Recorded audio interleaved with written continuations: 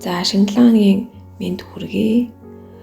Өдрөөр хэрэгжүүлэх номынхоо 9 сарын 26-ны өдрийг та бүхэндээ уншигё.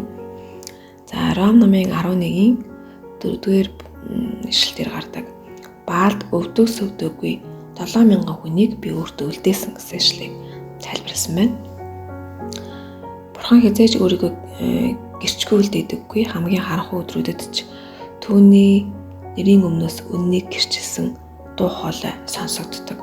Хамгийн хүнд цагт ч өөрийнх нь нэрийг зоригтой тунхаглах хэн нэгнийг Бурхан босгож ирдэг.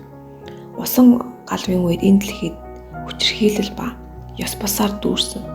Гэвч Ноа эсний төлөө зогссон. Элиягийн өдрүүдэд Израиль бүхэлдээ хуурамч үтэнд живсэн мэт харагдаж байлаа. Гэвч Баалд өвдөг сөвдөггүй 7000 нэрийг Бурхан өөртөө үлдээжээ. Дундад зууны харанхуй үед Ян Гус, Мартин Лютер, Джон Нокс нар түүхийн давцсан дээр гарч ирээд хамгийн дээд нэгний үннийг өмгөөлөн хамгаалсан.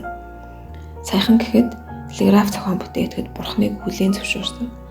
Анх дамжуулсан мэдээ нь Бурханы хийсэн ажлыг хараач гэдэг үг байлаа.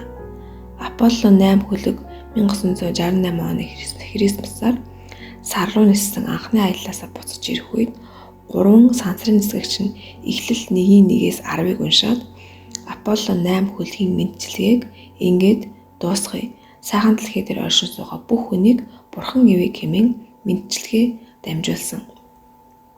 Үл итгэгчдийн ширүүн эсэргүүцэл гарсан ч Америк нэгдсэн улсын шуудангийн алба Аполло 8 хөлгийн маркийг гаргахдаа эхэнд Бурхан хэмээн эхлэл 1-р ишлэлээс бичжээ.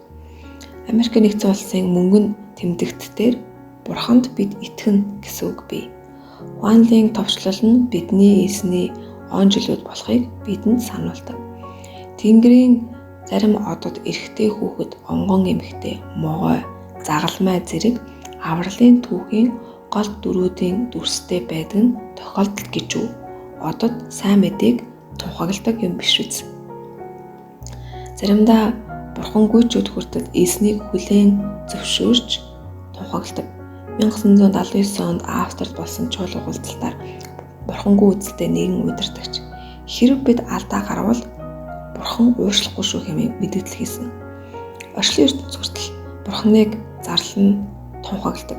Шавнаар нэзэн Иесусыг Бурханы нэрээр ирсэн хаан хэмээн өргөмжлөн магтахад шавнараа зэмлээч гэж фарисеучуд Христээс шаардсан. Тэр үед Иесус фарисеучудад хандаж тэд дууга хураавал энэ чулуунууд хашгирна гэж хэлсэн. Бурханы нэр хүндлэгдэхгүй, магтагдахгүй өнгөрнө гэж айх хэрэггүй. Хүмүүс түүнийг үгсэн гэж зарлаж байхад тэр зарим гэрчүүдийг босгож ирээд дайснуудынхаа өгөөсгөлийг няцааж найзуудынхаа итгэл зоригийг батжуулдаг. За юмс гарсан байна.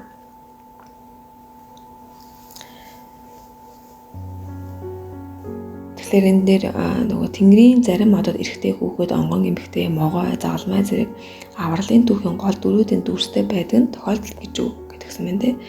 Тэгээ яг энэ талаар оддын сайн мэдээ гэдэг хичээл YouTube-д бас байгаа. Та бүхэн сонирхол үзээрэй. Энэ дээр юу гардаг вэ гэхээр Тэнгэрт байгаа тэр одод бид нарынхаар нөгөө ордыг айгүй буруу ойлгосон байдаг.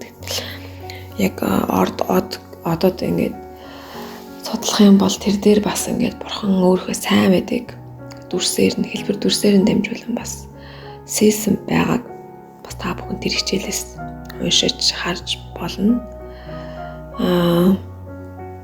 За өнөөдрийн хэсэг маань ийм хэсэг гарсан байна. Тэгээд өнөөдрийнх нь ажил, сургууль гэд хийх бүхэл зүйлүүдээр нь дамжуулж таны иргэн тойронд хүмүүс Бурханыг харж, Бурханыг мэдж таны хийж байгаа зүйлсээр дамжуулан Бурхан алдарших болтугай. Тэгээд өнөөдрийн бүх зүйлд нь амжилт хүсье. Баяртай.